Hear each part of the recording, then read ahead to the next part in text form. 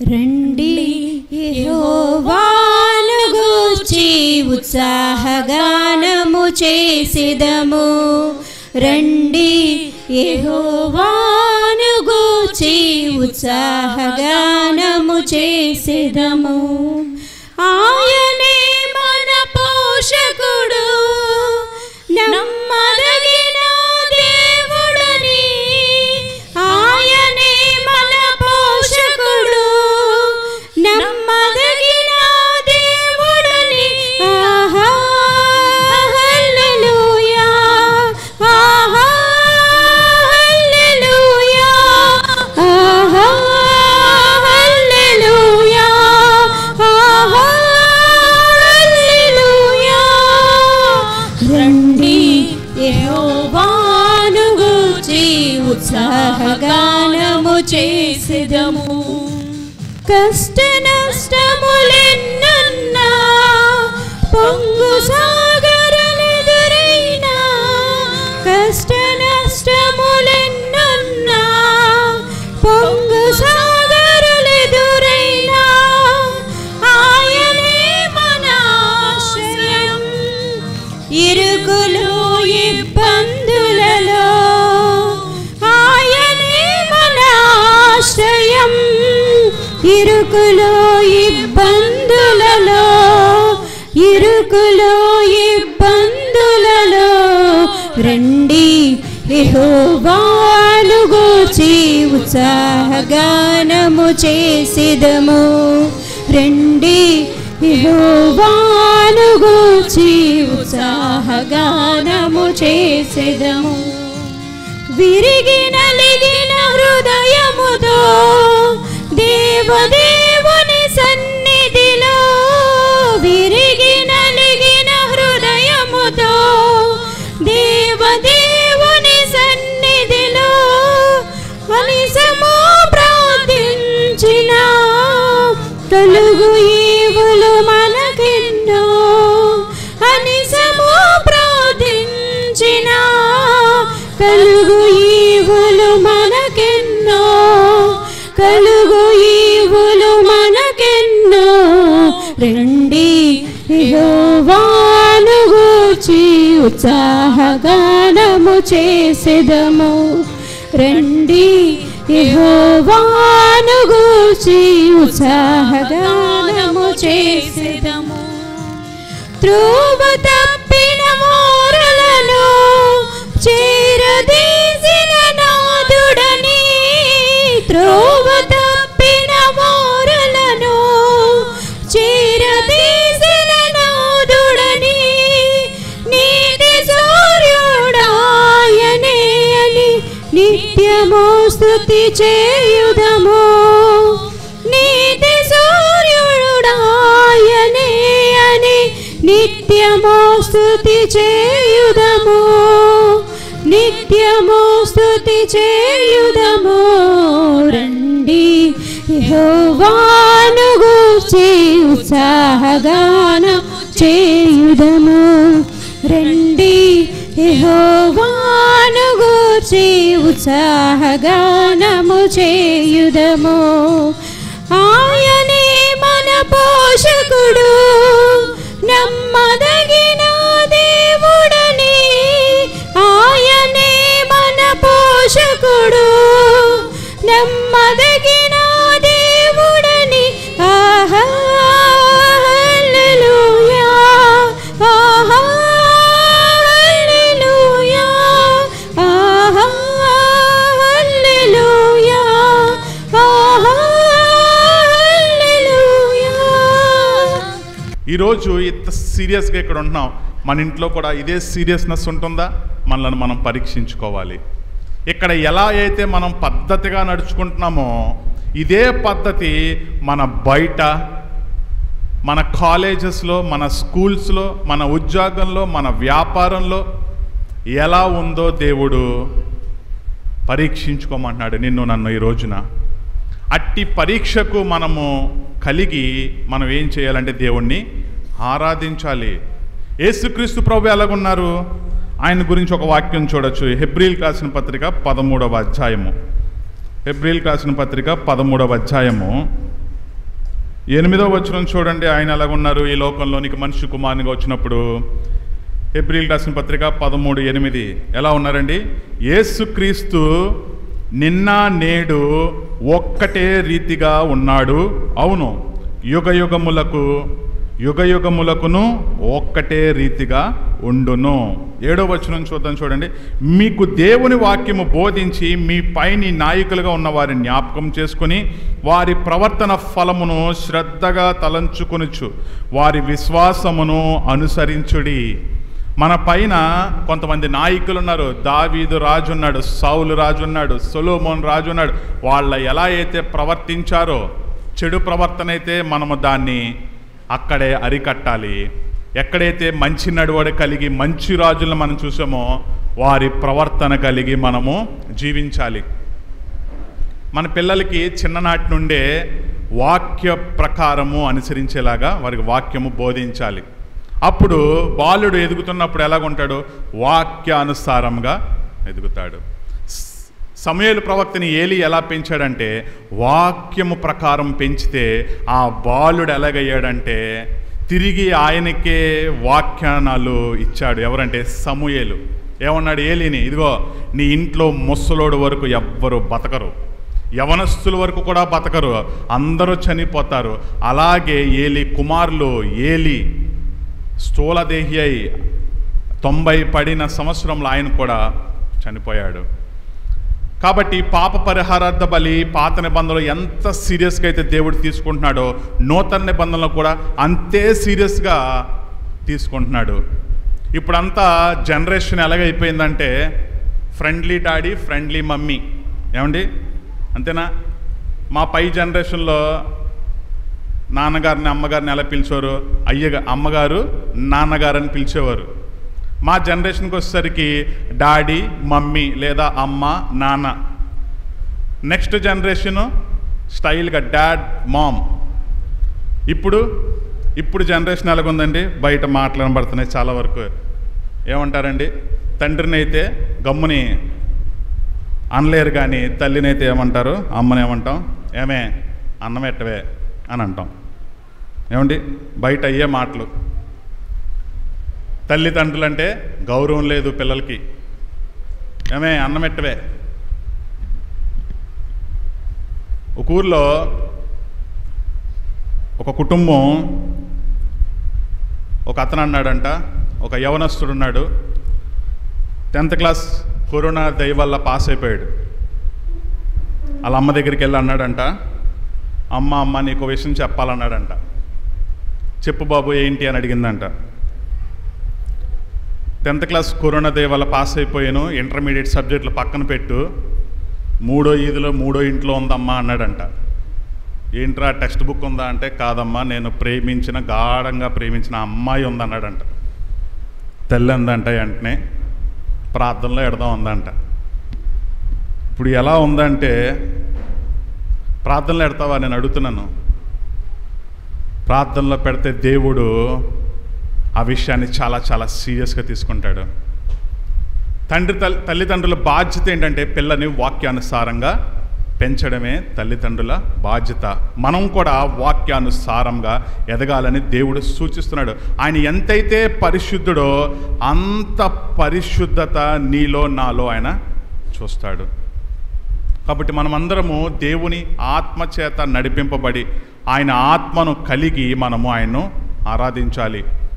ఇటువంటి ఆరాధన ఆయనకు స్వీకరించే ఆరాధన, ఇంపైన ఆరాధన. మత్తయి సువార్తలో, లూకా సువార్తలో ఒక చోట ఒక ప్రవక్త, పెనూయేలు అనే ప్రవక్త తల్లి అయిన మరియాకి చెప్తుంది. ఏమని చెప్తుందంటే, నీ హృదయంలోనికి ఖడ్గం దూసుకుని వెళ్ళిపోతుంది మరియా అని చెప్పాడు. ఎందుకంటే యేసుక్రీస్తు ప్రభువారు ఈ లోకంలో పుట్టి నీ కొరకు నా కొరకు చనిపోయారు. ఆయన పుట్టిన దగ్గర నుండి చనిపోయే వరకు చూస్తే ఆయన 33.5 ఏళ్ళు శ్రమలోనే వెళ్ళాడు. మరియాకి అప్పుడు అర్థం కాలే, కానీ ఆ ప్రవక్త దేన్ని ఉద్దేశించి చెప్పాడంటే, ఆ బాలయేసుని ఎత్తుకుని ఆ 2 చేతుల్ని ముద్దు పెట్టుకుంటుంటే, మీరు ఆ వాక్యం చూసు. లూకా సువార్త 2వ అధ్యాయము లూకాసు వార్త 2వ అధ్యాయము 35వ వచనం చూడండి. 2:35. మరియు నీ హృదయంలోనికి ఒక ఖడ్గము దూసుకొని పోవునని ఆయన తల్లి అయిన మరియాతో చెప్పెను. సుమయేను అనే ఒక ప్రవక్త, సుమయేను అనే ప్రవక్త మరియాకి, యోసేపు భార్యకి చెప్తుంది. ఏమని చెప్తుందంటే, నీ హృదయంలోనికి ఒక ఖడ్గం దూసుకెళ్ళిపోతుంది. ఏంటి ఆ ఖడ్గం అంటే, నువ్వు ఏ బాలయేసుని ఎత్తుకుని ఆ చిన్న చేతుల్ని నువ్వు ముద్దు పెట్టుకుంటున్నావో ఆ 2 చేతులకి సిలువకేసి మేకులు కొట్టేస్తారు. నీవు ఏ కాళ్ళనైతే ముద్దు పెట్టుకుంటున్నావో ఆ కాళ్లకు సిలువ మేకులేసి కొడతారు. తలకి నూనె రాసి చక్కగా నుదుటి మీద ముద్దు పెట్టుకుంటున్నావు కదా, ఆ నుదుటి మీద మొండ్ల కిరీటం పెడతారు.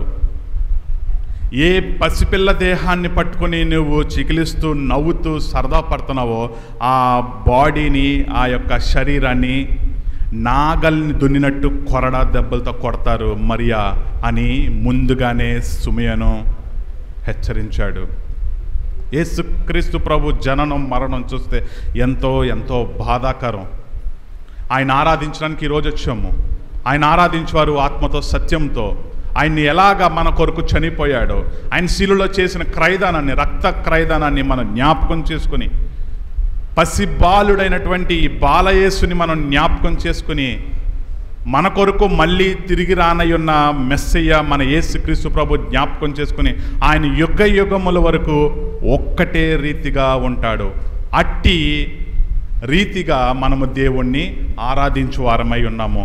ఆశ్చర్యకరుడు ప్రభు యేసుక్రీస్తు, ఆశ్చర్యకరుడు ప్రభు యేసుక్రీస్తు, స్తుతింపరండి ఏకముగా కూడి, స్తుతింపరండి ఏకముగా కూడి, ఆహా ఎంతో మహదానందమే, ఆహా ఎంతో మహదానందమే, ఆశ్చర్యకరుడు.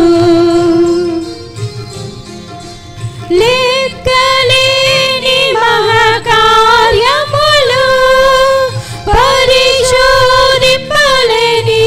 అద్భుతములు, లెక్కలేని మహాకార్యములు, పరిశోధింపలేని అద్భుతములు, భూమికి వర్షము కురిపించెను, భూమికి వర్షము కురిపించెను, సంతసమొందితిమి, ఆశ్చర్యకరుడు. ఈ స్థలమందు సమాధానం నిలుపును, మహిమను నింపును, ఈ స్థలమందు సమాధానం నిలుపును, మహిమను నింపును, ప్రార్థనలు సఫలము చేసెను, ప్రార్థనలు సఫలము చేసెను, దీనులను వినెను, ఆశ్చర్యకరుడు. దేవుని దృష్టి చెడ్డ నుండును, వాక్య సమృద్ధిని మనకిచ్చును, దేవుని దృష్టి చెడ్డ నుండును, వాక్య సమృద్ధిని మనకిచ్చును, దోషములెల్లను క్షమించును, దోషములెల్లను క్షమించును, దీనులపైకెత్తెను, ఆశ్చర్యకరుడు. తండ్రిని సేవించు కుమారుని కనికరించునట్లు కరుణించును, తండ్రిని సేవించు కుమారుని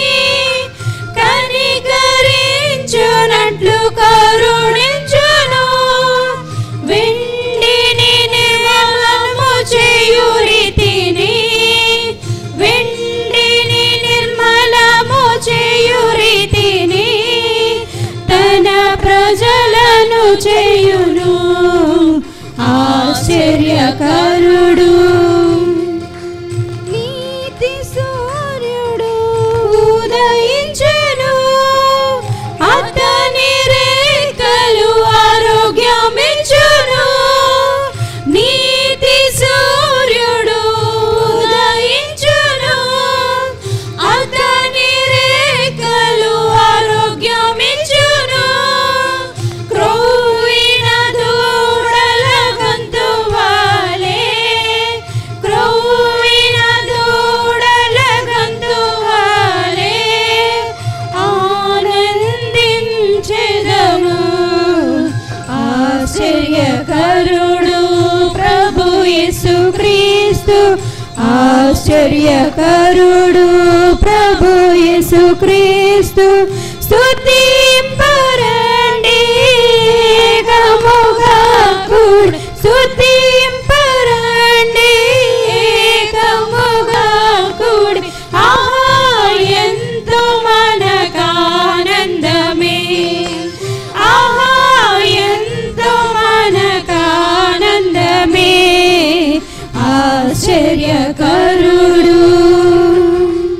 ఈ దినము ఆరాధనకు సహాయకరముగా కీర్తనల గ్రంథము 65వ కీర్తన మొదటి 6 వచనాలు చదువుకుందామండి. ఇది దావీదు రాసిన కీర్తన. దేవా, సియోనులో మౌనముగా నుండుట నీకు స్తుతి చెల్లించుటయే, నీకు మ్రొక్కుబడి చెల్లించవలసి ఉన్నది. ప్రార్థన ఆలకించువాడా, సర్వశరీరులు నీ యొద్దకు వచ్చెదరు. నా మీద మోపబడిన దోషములు భరింపజాలనివి, మా అతిక్రమముల నిమిత్తము నీవే ప్రాయశ్చిత్తము చేయుదువు. నీ ఆవరణములలో నివసించున్నట్లు నీవు ఏర్పరచుకొని చేర్చుకొనువాడు ధన్యుడు. నీ పరిశుద్ధాలయము చేత, నీ మందిరములోని మేలు చేత మేము తృప్తి పొందెదము. మా రక్షణకర్తవైన దేవ, భూదిగంతముల నివాసులకు అందరికీ దూర సముద్రము మీదనున్న వారికి ఆశ్రయమైన వాడా, నీవు నీతిని బట్టి భీకర క్రియల చేత మాకు ఉత్తరమిచ్చుచున్నావు. బలమునే నడికట్టుగా కట్టుకొనిన వాడవై తన శక్తి చేత పర్వతములను స్థిరపరచువాడు ఆయనే. మంచి మాటలు ఇందులో మనకు కనబడతాయి. ఏంటంట, సర్వ శరీరులు ఎవరి దగ్గరికి వస్తారంట? ఆయన యొద్దకు వచ్చేదరు. భక్తుడు ఈ కీర్తన దేవుని దృష్టిలో పెట్టుకొని ఆయన గొప్పతనమును గూర్చి, ఆయన ముందు ప్రార్థనతో స్టార్ట్ అవుతుంది, తర్వాత దేవుని యొక్క గొప్పతనము చెప్తూ చివరిగా ఆయన నామమును స్తుతిస్తూ ఈ కీర్తనను ఆయన ఎండ్ చేస్తాడనమాట. ఇది కేవలం దేవుని యొక్క గొప్పతనమును గూర్చి ఆయన ఆలోచన.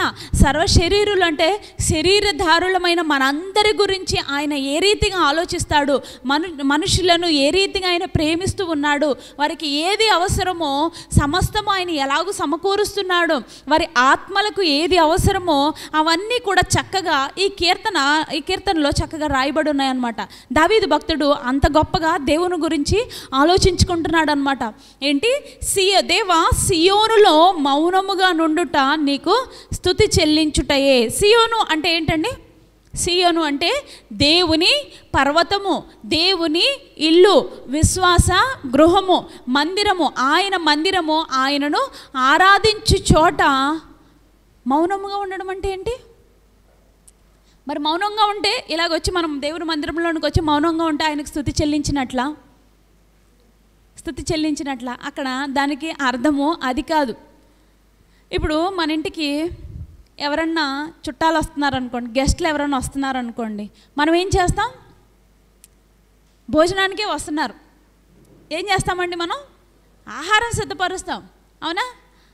ఆహారంలో మళ్ళీ మన గెస్ట్లు ఒకవేళ మీ పాస్టర్ గారే వస్తున్నారనుకోండి, ఆయన ఈ చికెన్ ఇష్టమని అందరూ ఎక్కువ మట్టుకు అయ్యగారికి చికెన్ ఇష్టమని చికెనే చేస్తారు కదా. అట్లా ఎవరైనా సరే ఏం చేస్తారు? వచ్చే గెస్ట్లకి ఇష్టమైనది సిద్ధం చేసి వారి కోసము ఎదురు చూస్తూ ఉంటారు. వారు వచ్చిన తర్వాత ముందేమంటారా? ముందు తినేద్దామంటే తర్వాత మాట్లాడుకుందాం, చక్క వేడివేడిగా ఉన్నప్పుడే మనము తినేద్దాము అనేసి అవన్నీ సిద్ధం చేసుకొని మనం ఏం చేస్తామో ఎదురు చూస్తూ ఉంటాం. వాళ్ళు ఎప్పుడు వస్తారు, వాళ్ళకి ఎప్పుడు పెట్టాలి మనం, వాళ్ళు ఎప్పుడు వస్తారు, వాళ్ళకి ఎప్పుడు పెట్టాలి మనం అని చాలా ఆశగా మనము ఎదురు చూస్తూ ఉంటాం. ఎందుకు? మనం ఎంతో ప్రయాసపడి, ఎంతో ఆలోచన కలిగి, ఎంతో ప్రేమతో వచ్చే ఆ వ్యక్తి కొరకు అంత చక్కగా మనము సిద్ధపాటు చేసాము గనక వాళ్ళు దాన్ని ఎంజాయ్ చేయాలని మనం ఆశపడతాం.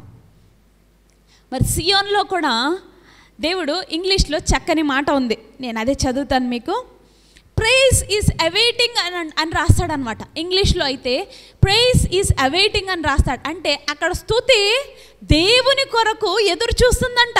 అక్కడికి దేవుడు ఎప్పుడు వెళ్తాడో అప్పుడు దేవుణ్ణి స్తుతిద్దామని ఆ స్తుతులన్నీ కూడా అక్కడ సియోను పర్వతం మీద ఎదురు చూస్తున్నాయంట. మరి ఈ స్తుతులన్నీ ఎవరు చెల్లించాలి? కీర్తనల గ్రంథం 122వ అధ్యాయము 4వ వచనం చదివితే మనకు ఆ స్తుతులు ఆ సియోను పర్వతం మీదకి ఎవరు వెళ్ళి స్తుతించాలనేది చక్కగా రాశాడు అక్కడ. ఇశ్రాయేలీయులకు నియమింపబడిన శాసనమును బట్టి యెహోవా నామమునకు కృతజ్ఞతాస్తుతులు చెల్లించుటకై వారి గోత్రములు అక్కడికి వెళ్ళెను. ఎక్కడికి వెళ్ళారంట? అక్కడికి ఎక్కి వెళ్ళాను అని అంటారు. ఎక్కడ సియోన్ ఏంటండి? అక్కడ స్తుతులు చెల్లిస్తున్నారంట. దానికోసం అక్కడ దేవుడు మౌనముగా ఎదురు చూస్తూ ఉన్నాడంట. నన్ను స్తుతించేవారు ఎప్పుడు నా దగ్గరకు వస్తారు, నాకు సిద్ధము చేసినవి నాకు ఎప్పుడు వాళ్ళు ఇస్తారు అని ఎదురు చూస్తూ ఉన్నాడంట దేవుడు. అది అక్కడ మౌనముగా ఎదురు చూడడం అంటే. దేవుడు నీవు నేను ఆయన మందిరంలోనికి వచ్చి మౌనముగా ఉండి వెళ్ళిపోవడం ఆయనకి ఇష్టం లేదు. ఇప్పుడు మీ ఇంటికి గెస్ట్లు వచ్చారండి, మీరు ఎంత ప్రయాసపడి వండితే వాళ్ళు ఏమీ తినకుండా వెళ్ళిపోతే మీకు అది సంతోషంగా ఉంటుందా? అసలు మీరు పోనీ వచ్చిన గెస్ట్కి మీరు అసలు ఏమీ పెట్టకుండా బాబు మిగిలిపోతే మనమే తినేయచ్చు అని దాచుకుంటే అది మీకు సంతోషంగా ఉంటుందా? అదే దాచుకుని తినేవాళ్ళకి అది సంతోషంగా ఉంటుంది, కానీ దేవుడికి అది సంతోషం కానే కాదు. మరి దేవునికి సంతోషం ఏంటి? ఆయనకు సిద్ధము చేసినవి, ఆయనకు చెందవలసినవి, ఆయన నామమునకు ఇవ్వవలసినవి ఆయనకు ఇచ్చేయాలి. అది దేవునికి సంతోషము. ఇప్పుడు మన ప్రకటన గ్రంథంలో మనం అదే చూస్తాం. 4వ అధ్యాయం అంతా కూడా సకల భాషలు మాట్లాడు వారిలోనూ, ఆయా భాషలు మాట్లాడు వారిలోనూ, ఆయా జనులలోనూ, ఆయా రాష్ట్రములలో నుండి, ఆయా దేశములలో నుండి కొంతమంది జనులను ఆయన ఏం చేశాడంట? తన స్వరక్తము చేత కొన్నాడు అని రాశారు అక్కడ. చాలా స్పష్టంగా ఆయన రాశాడు. ఏంటి? తన స్వరక్తము చేత కొని వారిని దేవుని కొరకు ఒక రాజ్యాంగముగా, ఒక జనాంగముగా ఏర్పాటు చేశాడు. ఎందుకు? వారందరూ కలిసి ఏం చేస్తారంట? సమస్త మహిమ, ఘనత, ప్రభావములు పొందనర్హుడవు నీవే అని అతి పరిశుద్ధుడైన ఆ దేవుని నామమును స్తుతిస్తూ ఆయన నామమును ఘనపరుస్తూ ఉండడానికంట. ఆ ఒక్క మాట చూసుకొని మనం ముందుకు వెళ్దాము. ప్రకటన గ్రంథము 4వ అధ్యాయము 11వ వచనంలో మనకు ఆ మాట కనబడుతుంది. ఆ 24 పెద్దలు సింహాసనమందు ఆసీనుడై ఉండు అని ఎదుట సాగిలపడి యుగయుగములో జీవించుచున్న వానికి నమస్కారము చేయుచు, ప్రభువా మా దేవా, నీవు సమస్తమును సృష్టించితివి, నీ చిత్తమును బట్టి అవి ఉండెను, దానిని బట్టియే సృష్టింపబడెను గనుక నీవే మహిమ, ఘనత, ప్రభావములు పొందనర్హుడవని చెప్పుచు తమ కిరీటములు ఆ సింహాసనం ఎదుట వేసిరి అని ఉంది. అదే అధ్యాయంలో కిందకు 5వ అధ్యాయంలో 10వ వచనం చదువుతాను నేను, అప్పుడు మీకు ఇంకా స్పష్టంగా. ఆ 24 పెద్దలు 8 నుంచి చదువుతున్నాను చూడండి. ఆ 24 పెద్దలు ఆ గొర్రెపిల్ల ఎదుట సాగిలపడిరి. ఈ పాత్రలు పరిశుద్ధుల ప్రార్థనలు. ఆ పెద్దలు, నీవు గ్రంథమును తీసుకొని దాని ముద్రలు విప్పుటకు యోగ్యుడవని, నీవు వధింపబడిన వాడవై నీ రక్తమిచ్చి ప్రతి వంశములోను, ఆయా భాషలు మాట్లాడు వారిలోను, ప్రతి ప్రజలోను, ప్రతి జనములోను దేవుని కొరకు మనుష్యులను కొని మా దేవుని కొరకు వారిని ఒక రాజ్యముగాను యాజకులనుగాను చేసితివి గనుక వారు భూలోకమందు ఏలుదురని క్రొత్త పాట పాడుదురు అదంట. దేవుడు అందుకోసం నిన్ను నన్ను ఆయన సృజించుకున్నాడు. ఆయన నామము కొరకు, ఆయన నామమును స్తుతించడం కొరకు నిన్ను నన్ను ఒక జనాంగముగా ఆయన ఏర్పాటు చేసుకున్నాడు. ఎందుకు? మనమందరము కలిసి ఏం చేయాలంట? ఒక క్రొత్త పాట ఆయన కొరకు పాడాలంట. అలాగని మీరు ఇప్పుడు కూర్చొని పాటలు రాయమని కాదు, కానీ దేవుడు చేసిన ప్రతి కార్యమును జ్ఞాపకము చేసుకొని ఆయన నామమును స్తుతించాలి. మరి దేనిని బట్టి స్తుతించాలో కూడా భక్తుడు అక్కడ కింద చాలా చక్కగా రాశాడు.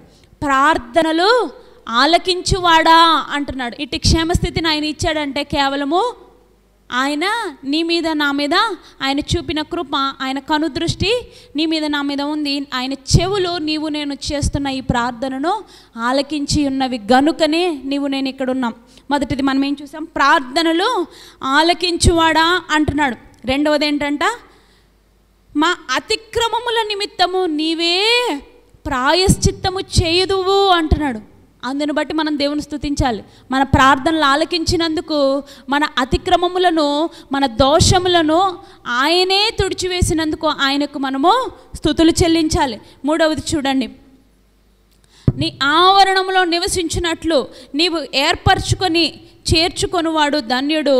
నీ పరిశుద్ధాలయము చేత నీ మందిరములోని మేలుల చేత మేము తృప్తి పొందేదము. ఎవరికంట? నిన్ను నన్ను ఆయన ఏర్పాటు చేసుకున్నాడని ఆయన స్తుతించుకోవాలి. ఎందుకు? ఆయన ఏమిస్తాడంట? ఆయన ఏర్పాటు చేసుకున్న జనులను ఆయన మేలులతో తృప్తిపరిచేవాడంట. అందును బట్టి మనం ఆయనకు స్తుతులు చెల్లించాలి. ఆయన గొప్పతనమును బట్టి, ఆయన ఆలోచనను బట్టి, ఆయన ప్రేమను బట్టి, ఆయన నిన్ను నన్ను ఇటు రీతిగా ఏర్పాటు చేసుకున్న విధమును బట్టి మనం ఆయనకు స్తుతులు చెల్లించుకోవాలి. నాలుగవదిగా చూద్దాం, చూడండి 5వ వచనంలో, మాకు రక్షణకర్తమైన దేవా మాకు ఆశ్రయము నీవే అని మనం దేవుణ్ణి స్తుతించుకోవాలంట. ఎవరైనా మనకు రక్షణకర్త. మన అతిక్రమములను తీసివేసి మన దోషములను తీసివేసిన వాడు ఆయనే. మన పాపములను ఇంకెవరు కూడా కడగలేరండి. ఆయన మాత్రమే తన ప్రాణమిచ్చి తన కుమారుణ్ణి ఈ లోకములోనికి పంపించి నీ పాపముల కొరకు నా పాపముల కొరకు ఆయన చేసిన ప్రాయశ్చిత్తమును బట్టి ఆయనకు మనము స్తుతులు చెల్లించుకోవాలి కదా. 5వది చూద్దాం, నీతిని బట్టి ఆయన భీకర క్రియల చేత మాకు ఉత్తరం ఇచ్చుచున్నావు అంటున్నాడు. మరి 5 విషయాలు మనం చూసాం. సియోనులో ఆయన మౌనముగా నీవు నేను నీ హృదయము తెరిచి నీ విరిగిన హృదయముతో ఆయన స్తుతించడం కొరకు ఆయన ఎదురు చూస్తూ ఉన్నాడు. అది ఆయన మౌనమునకు కారణం.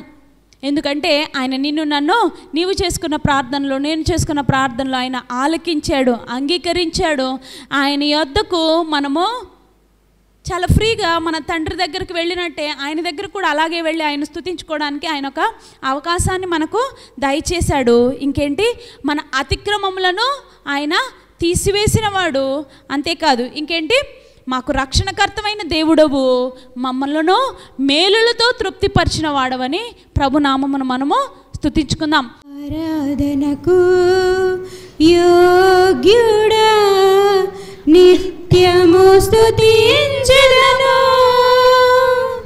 నీ మేలులను మరువకనే ఎల్లప్పుడు స్తుతి పాడెదను. ఆరాధనకు యోగ్యుడా నిత్యము స్తుతించెదను, నీ మేలులను మరువకనే ఎల్లప్పుడు స్తుతి పాడెదను. ఆరాధనా ఆరాధనా నీ దీవెనకై, ఆరాధనా ఆరాధనా ఆరాధనా. అందరము కలిసి పాడు.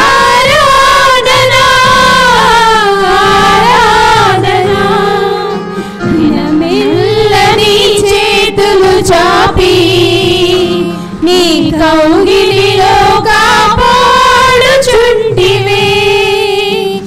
దినమెల్ల నీ చేతులు చాపి నీ కౌగిలిలో కాపాడుచుంటివే.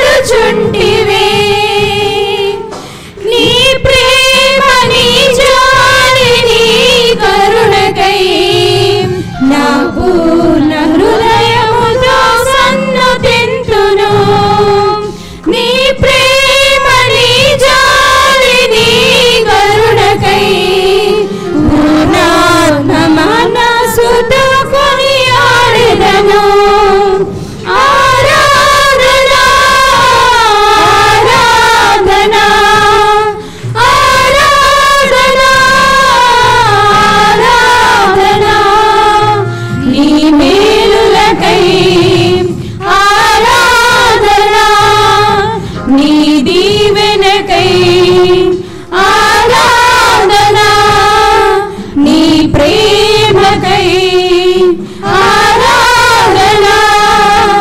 నీ జాలికై ఆరాధన ఆరాధన ఆరాధన ఆరాధన ఆరాధన నీ కృప కొరకై ఆరాధన ఈ స్థితి కొరకై ఆరాధన నీ కృప కొరకై ఆరాధన ఈ స్థితి కొరకై ఆరాధన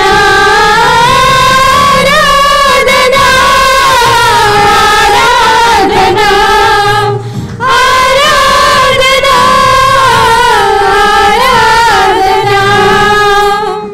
నేను మీకు ఒక ముఖ్యమైన విషయాన్ని ఒకటి తెలియజేస్తాను. ఈరోజు మన వర్తమానంలోకి వెళ్ళక మునుపు ఆది కాండంలో నుంచి దేవుని వాక్యాన్ని ఒకటి మీకు చూపిస్తాను. నేను ఆది కాండంలో జనరల్గా వివాహాలు జరిగేటప్పుడు ఈ యొక్క వాక్యాన్ని జ్ఞాపకం చేసుకుంటారు, కానీ ఇందులో మూల అర్థము చాలా తక్కువ చోట్ల మీరు వినుంటారు.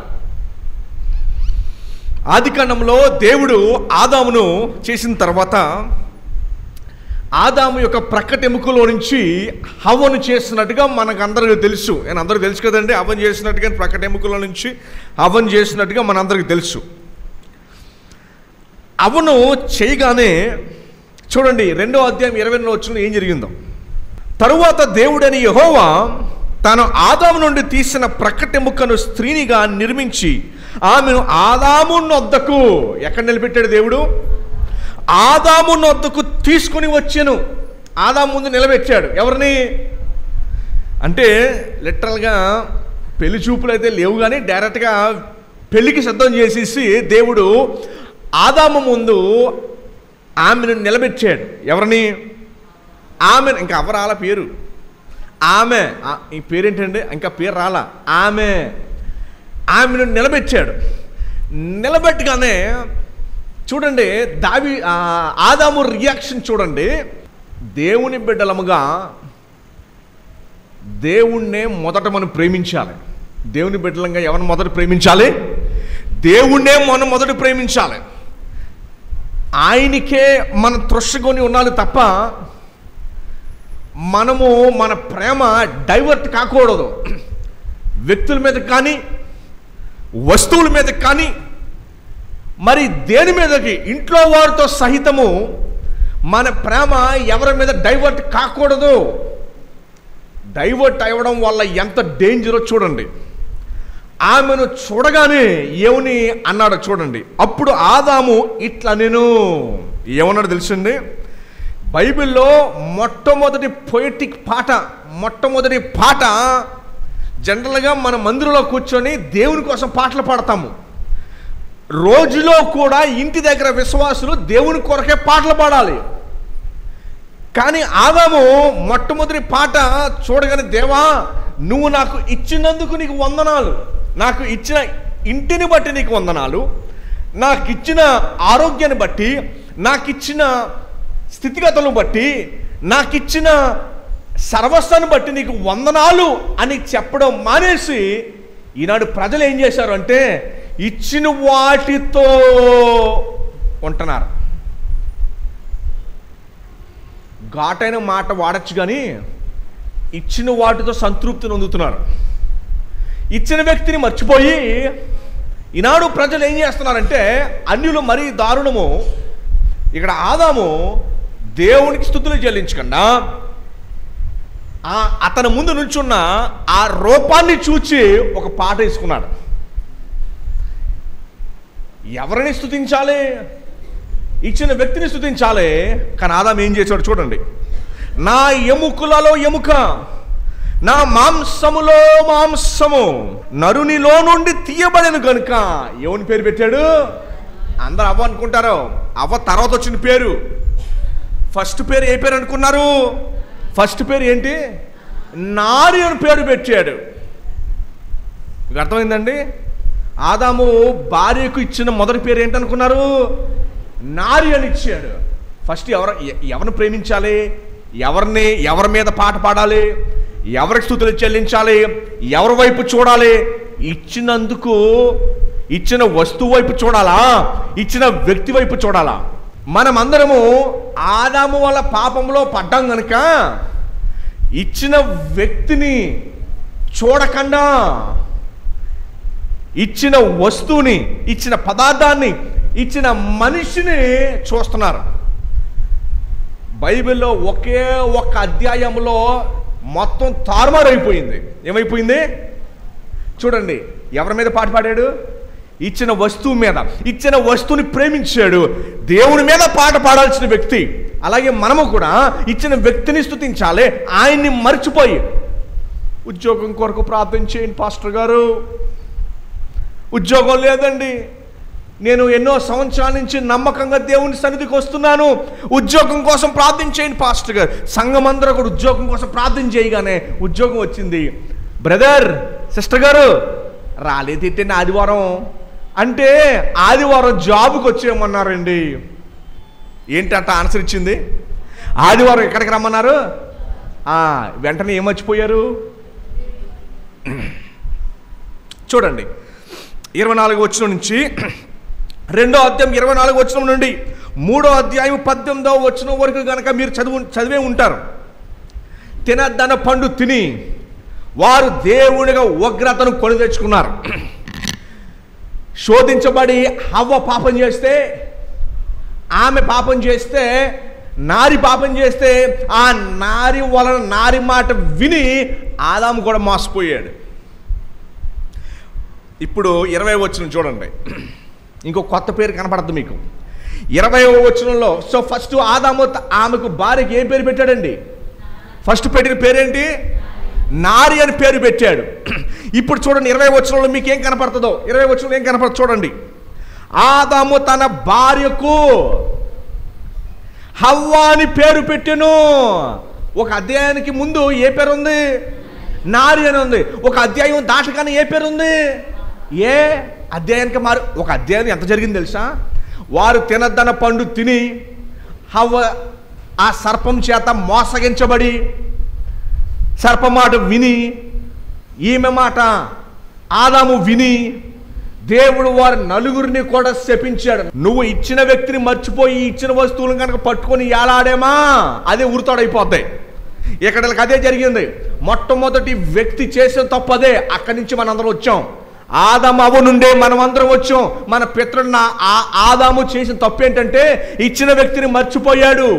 ఇచ్చిన వ్యక్తిని మర్చిపోయి ఏం చేశాడు తెలుసండి? ఇచ్చిన వస్తువులు పట్టుకున్నాడు. ఇచ్చిన వస్తువులను పట్టుకున్నాడు. పట్టుకొని ప్రపంచంలో రాకూడని శాపం వచ్చేసింది.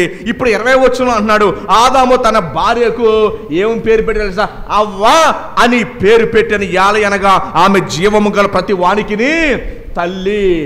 అప్పుడేమో 22వ అధ్యాయం 23వ వచనంలోనేమో ఎంతో సంతోషంగా, ఆనందంగా ఈ యొక్క వ్యక్తి నా వ్యక్తి అని చెప్పి సంతోషంగా ఒక రొమాంటిక్ ఫీలింగ్తో మాట్లాడిన వ్యక్తి ఒక అధ్యాయం రాగానే తగ్గింపు వచ్చేసింది. ఏమొచ్చేసింది? తగ్గింపు వచ్చేసింది. దేవుడు నడుము ఇరగొట్టగానే ఎలాగైతే తగ్గింపు వచ్చేస్తుందో దెబ్బకి తగ్గింపు వచ్చేసి తన భాష మొత్తం మారిపోయింది. మొదట్లో ఎలా ఉందో చూడు. నా ఎముకలలో, బహుశా నాకు తెలిసి ఏ సినిమా లిరిక్ డైరెక్టర్ కూడా ఇలాంటి డైలాగులు రాయలేడు. ఆదాము రాసిన డైలాగులు ఏమన్నా చూడండి. నా ఎముకలలో ఎముక, నా మాంసములో మాంసము, ఇది నరులో నుండి అంటే నాలో నుండి తీయబడిన కనుక నారి అనబడెను అన్నాడు. ఏది అంత రొమాంటిక్ గొప్పగా మాట్లాడిన వ్యక్తి ఒక అధ్యాయం అవగానే దెబ్బకి దేవుడు నేలకేసి కొట్టినట్టుగా మొత్తం జీరో అయిపోయి అన్న మాట ఏంటంటే ఆమె హవ్వ నాలోంచి తీయబడటం కాదు, ఎందులోంచి తీయబడటం కాదు, జీవము గల ప్రతి వానికి. మీకు పాఠం అర్థం కావాలి. ఎప్పుడైనా సరే మనము ఇచ్చిన వ్యక్తిని మర్చిపోయి, చాలా సందర్భాల్లో ఆదాము పిల్లలం కదా, ఆదాము పోలికలే మనకి వస్తాయి, మీ అందరికీ వస్తాయి. ఏంటా పోలిక అనుకున్నారు? ఇచ్చిన వ్యక్తిని మర్చిపోయి ఇచ్చిన వస్తువులతో ఉండటం. ఇచ్చిన వ్యక్తి అన్నీ మనకి ఇచ్చాడు ధారాళంగా. ఎందుకంటే దిగంబరగా వచ్చాం, ఏది కూడా సంపాదించుకోకుండా దిగంబరగా వెళ్ళిపోతాం. ఎప్పుడైనా మీరు ఇచ్చిన వ్యక్తిని మర్చిపోయి ఇచ్చిన వస్తువులను కనుక పట్టుకొని ఏలాడారా? ప్రార్థన లేకుండా, ఆరాధన లేకుండా, ఆయన కొరకు జీవించడం మర్చిపోయి ఇచ్చిన వస్తువులను పట్టుకుని కనుక మనం ఏలాడితే నీకు తెలియకుండానే ఇవ్వబడిన వస్తువు నీకు ఉరితాడైపోతుంది. ఇది గ్రహించాలి మీరు. మన పితరుడు ఆదాము చేసిన మొట్టమొదటి తప్పిదం ఇదే, ఇచ్చిన వ్యక్తిని మర్చిపోయాడు. ఈరోజు మరి చాలా మంది ఇచ్చిన వ్యక్తిని మర్చిపోయారు. ఇచ్చిన వస్తువులను పట్టుకుని తిరుగుతున్నారు కానీ ఇచ్చిన వ్యక్తిని మర్చిపోయారు. అర్థమైందండి? సో అంచేత మనము మొదటి స్థానము ఎవరికి ఇవ్వాలా? ఎవరికి ఇవ్వాలండి? దేవునికి ఇవ్వాలండి. లేకపోతే మన పితరుడు చేసిన తప్పిదమ్మ కనుక మనకు వచ్చేస్తే అదే మనం ఎదుర్కోవాల్సి వస్తుంది. అయితే ఈరోజు దేవుని వాక్యంలో నుంచి ఒక విషయాన్ని మీకు తెలియజేస్తాను. నేను చాలా మంది అనుకుంటారు రక్షణ పొందిస్తాను, ఇక్కడ నేను చేయడానికి ఏమీ లేదు. బైబిల్ చెప్తుంది రక్షణ పొందిన తర్వాత విశ్వాస ఎదుగుదల చాలా ప్రాముఖ్యము. ఎదుగుదల చాలా, వాక్యం అనే సారం మన నరాల్లోకి ఎక్కి దాన్ని మనం ఆలోచించినప్పుడే మనం మారతాం తప్ప మందిరంలో కూర్చొని వాక్యం వినకపోతే మనలో ఏ మార్పు రాదు. చిన్నపిల్లలు పాల కొరకు ఎలాగైతే ఏడుస్తారో అట్టి రీతిగా మీరు కూడా దేవుని వాక్యం కొరకు అట్లాగా మీరు తృష్ణంగా కొనాలి. దేవుని వాక్యం కొరకు ఖచ్చితంగా మీరు తృష్ణంగా ఉంటేనే వాక్యం అనే సారం లోపలికి వెళ్ళినప్పుడే వినుట వలన విశ్వాసం కలుగునన్నట్టుగా ఆ వాక్యం అనే సారం మనలోకి వెళ్ళాలి. వెళ్ళినప్పుడే మన జీవితంలో మార్పు వస్తుంది. చాలామంది మందిరంలో కూర్చొని వాక్యం వినరు, బుర్ర ఎక్కడో పెడతారు, మనిషి ఇక్కడ ఉంటారు. దయచేసి అట్లా ఉండద్దండి. ఎందుకంటే వాక్యం అనే సారం మనలోకి వెళ్ళాలి. రక్షణ పొందిన తర్వాత దేవుడు మనకి పెట్టిన నెక్స్ట్ స్టెప్ ఏంటంటే ఎదుగుదల. గమనించండి, బైబిల్ చెప్తుంది ఎఫెసీ 2:1 మీరు తినవసరం లేదు కానీ ఆయన మనలను మరణంలోనికి జీవంలోకి నడిపించాడు, చచ్చుపోయిన స్థితిలో నుండి బ్రతికించాడు మనల్ని. గమనించండి, మన ఇంట్లో మీ అందరి ఇంట్లో ఫ్లవర్ వాజులు ఉంటాయి. ఏముంటాయండి? చిన్నయో పెద్దయో మీ అందరి ఇంట్లో కూడా ఫ్లవర్ వాజులు ఉంటాయి. ఫ్లవర్ వాజులు చూడండి, మీరు కొన్నప్పుడు ఎలాగ ఉంటాయో 10 సంవత్సరాలు 20 సంవత్సరాలు అవి మీ ఇంట్లో మీ షెల్ఫ్ల్లో ఉన్నా కూడా ఒకేలాగా ఉంటాయి ఫ్లవర్ వాజులు. ఫ్లవర్ వాజులు ఎక్కడైనా ఎదగడం చూస్తారా మీరు? ఫ్లవర్ వాజులు ఎక్కడైనా పువ్వు పోయడం చూస్తారా? ఫ్లవర్ వాసుకు మీ కొన్నప్పుడు ఏ పువ్వులు ఉన్నాయో, ఫ్లవర్ వాసుకు మీ కొన్నప్పుడు ఒకవేళ దానికి ఏదైనా కాయలు లాంటివి వస్తే, ఫ్రూట్స్ వస్తే, ఫ్లవర్ వాసు ఎన్ని సంవత్సరాలైనా అలానే ఉంటుంది. కానీ ఒకవేళ మీరు పెరట్లో గనక మార్కెట్లోకి వెళ్ళి 100 రూపాయలు పెట్టి ఒక మొక్కను గనక మీరు తెచ్చుకొని పాతితే మీ పెరట్లో కొన్నప్పుడు ఎలాగో ఉందో సంవత్సరం తర్వాత కూడా అలానే ఉంటుందా? ఏ ఫ్లవర్ వాజ్కిను మీరు మార్కెట్లో కొన్న మొక్కకి తేడా ఏంటి? ఫ్లవర్ వాజ్కిను మీరు మార్కెట్లో కొన్న మొక్కకి తేడా ఏంటి? ఫ్లవర్ వాష్లో జీవం లేదు. ఫ్లవర్ వాష్లో జీవం లేదు. ఫ్లవర్ వాష్ మహా అయితే దుమ్ము పడుతుంది. ఒక 10 సంవత్సరాలు మీ ఇంట్లో ఉంటే మహా అయితే దుమ్ము పడుతుంది. ఫ్లవర్ వాష్ చచ్చిపోయింది. ఫ్లవర్ వాష్లో జీవం లేదు. కానీ మీరు కొన్న మార్కెట్కి వెళ్ళి 100 రూపాయలు పెట్టి కొనుక్కున్న మొక్కలో ఏముంటుందంటే జీవం ఉంటుంది. అందులో జీవం ఉంది కనుక తెచ్చినప్పుడు మొక్క ఇంత ఉంటే సంవత్సరం దాటితే ఆ మొక్క ఈ సైజు అవుతుంది. అవునా కాదా? సంవత్సరానికి ఈ మొక్క ఈ సైజు అవుతుంది. 5 సంవత్సరాలకి అదొక పెద్ద చెట్టు అవుతుంది. 50 సంవత్సరాలకి వృక్షం అవుతుంది. అవునండి కాదండి? ఇదే మీరు 1000 రూపాయలు కాదు కదా, 10,000 రూపాయలు పెట్టి ఒక ఫ్లవర్ వాష్ తెచ్చుకుంటే ఎంత ఉంటుంది? ఇంతే ఉంటుంది. సంవత్సరానికి ఇంతే ఉంటుంది. 5 సంవత్సరాలకి ఇంతే ఉంటుంది. 50 సంవత్సరాలకి ఇంతే ఉంటుంది. రెండిట్లో తేడా ఏంటి తెలుసా? మొక్కలో జీవం ఉంది, ఫ్లవర్ వాజ్లో జీవము లేదు. మీరు ఫ్లవర్ వాజ్ లాంటి క్రైస్తవులా, మొక్క లాంటి క్రైస్తవులా చెప్పాలి? ఫ్లవర్ వాజ్లో జీవం లేదు, మొక్కలో జీవం ఉంది. ఇందాక వరకు మీ అందరికి బాగా తెలిసిన ఉపమానాన్ని ఇచ్చాను మీకు. నేను మీ ఇంట్లో ఉండే వస్తువులు, మీ ఇంటి బయట ఉండే వస్తువుల గురించి నేను చెప్పాను. నేను ఫ్లవర్ వాష్ లాంటి క్రైస్తవులు ఎవరంటే వారు 50 సంవత్సరాలు కాదు కదా, 500 సంవత్సరాలు వచ్చినా కూడా ఫ్లవర్ వాష్ ఎలాగైతే ఎదుగు బదుగు లేక జీవం లేకుండా ఉంటుందో అలాంటి క్రైస్తవులు శరీరానుసారులని పౌలు 1 కొరింథీయులు చెప్తున్నాడు. యాకోబు కూడా ఇదే మాట అన్నాడు. క్రియలు లేని, అంటే ఎదుగుదల లేని, క్రియలు లేని విశ్వాసము మృతమైంది. చాలామంది క్రైస్తవులు తప్పుడు అభిప్రాయంలో ఉంటారు. బాగా ఆలకించాలండి. ఏంటి వాళ్ళ తప్పుడు అభిప్రాయం అంటే, నేను దేవుణ్ణి నమ్ముకున్నాను, బాప్తిజం తీసేసుకున్నాను, ఇంక నేను చేయడానికి ఏమీ లేదు, అయిపోయింది. వారి జీవితము మునుపు ఎలాగ ఉందో ఇప్పుడు కూడా అట్లా నడుస్తుంది. దయచేసి గమనించండి. నేను వాక్యం చెబుతుండగా మీరందరూ కూడా ఆత్మ పరిశీలన మీరు చేసుకోవాలి. మీరందరూ కూడా ఆత్మ పరిశీలన చేసుకోవాలి. నా ఆత్మీయ జీవితం ఏ రీతిగా ఉంది? నేను రక్షణ పొందిన నాటి నుంచి ఎన్ని సంవత్సరాలు ఏందో మీకే తెలుసు. రక్షణ పొందిన నాటి నుంచి ఈ రోజు దాకా నేను జీవము లేని ఫ్లవర్ వాజ్ లాగా ఉన్నానా, జీవము కలిగిన మొక్క వలె ఎదుగుతున్నానా? మిమ్మల్ని మీరే ఆత్మ పరిశీలన చేసుకోండి. ఎందుకంటే తీర్పు తీర్చి దినముందు రేపొద్దున దేవుడికి మీరే సమాధానం చెప్పుకోవాలి. మా పాస్టర్ గారు వస్తారండి, ఆయన నాకు బాప్తిస్మం ఇచ్చారండి, నాకు బాగా తెలుసండి అంటే కుదరదు. ఎందుకు అంటే రేపు తీర్పు తీర్చి దినముందు మీరు దేవుడు ముఖాముఖి. అర్థమైందండి? సో బైబిల్ చెప్పే ప్రాముఖ్యమైన విషయం ఏంటంటే ఎదుగుదలకు కావలసిన విషయాలు ఏంటి? ఒకసారి ఒక ఉపమానం గతంలో కూడా మీకు ఇచ్చాను నేను. ఆ బయట అరుగు మీద ఒక వ్యక్తి వయసు మాత్రం 35-45 సంవత్సరాలు ఉన్నాయి, కానీ పాపం అతను మానసికంగా ఎదగల. మీరు ఇలాంటి వాళ్ళని జనరల్గా మనం చూడవచ్చు, ప్రతి ఊర్లో కొంతమంది పాపం ఉంటారు. ఈ మానసికంగా ఎదుగుబడి లేని వ్యక్తి అరుగు మీద కూర్చుంటే చుట్టుపక్కల ఉన్న ఆకతాయిలో వచ్చి ఏం చేస్తారంటే ఆ వ్యక్తిని ఆట పట్టిస్తున్నారు, ఏడిపిస్తున్నారు, వెకిలి చేస్తున్నారు. ఆ వ్యక్తి ఆ యొక్క అవలక్షణం ఉన్న వ్యక్తి వారికి నవ్వులాటగా అయిపోయాడు. తర్వాత ఆ గుమ్మములో నుంచి ఇంట్లోకి అమ్మ తీసుకువెళ్ళేటప్పుడు మన అమ్మకి ఎంతో బాధ. నేను ఉన్నంతకాలం తనను చూసుకుంటాను. నేను లోపలికి ఆ బరువైన ఆ అవలక్షణాలు కలిగిన వ్యక్తిని ఇలా ఎత్తుకొని లోపలికి తీసుకువెళ్ళింది. ఎత్తుకొని లోపలికి తీసుకెళ్తుంటే ఆ బరువు అమ్మ ఎంతకాలం ఎత్తగలదు? ఆ బరువు పెరుగుతూ ఉన్నాడు, కానీ అతనికి ఎటువంటి ఎదుగుబదుగు లేదు. ఆ బరువుతో వాళ్ళ అమ్మ తల్లి తీసుకువెళ్ళి లోపలికి తీసుకెళ్ళి పడుకోబెడుతుంది.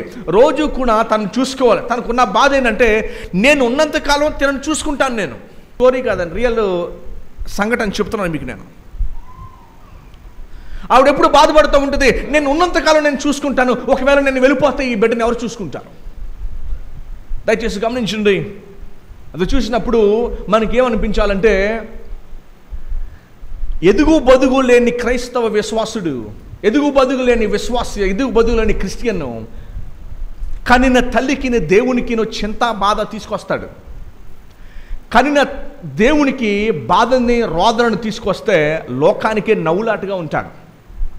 గతంలో కూడా ఈ ఉపమానాన్ని మీకు నేను జ్ఞాపకం చేశాను. నేను దయచేసి గమనించండి. ఈరోజు మనం నేర్చుకో పాఠం ఏంటంటే నేను సజీవమైన విశ్వాసం నేను కనుక నేను ఎదుగుతాను. నేను విశ్వాసంలో నేను యేసు ప్రభు రూపంలో మారేదానికి, ఆయన స్వారూప్యంలో, ఆయన అలవాటుల్లో, ఆయన లక్షణాల్లో ఆయన ప్రేమించినట్టుగా జీవించినట్టుగా, ఆయన దేవునికి దేని కొరకైతే జీవించాడో అలా జీవించడానికి నేను ఆయన స్వారూప్యంలోకి మారతాను.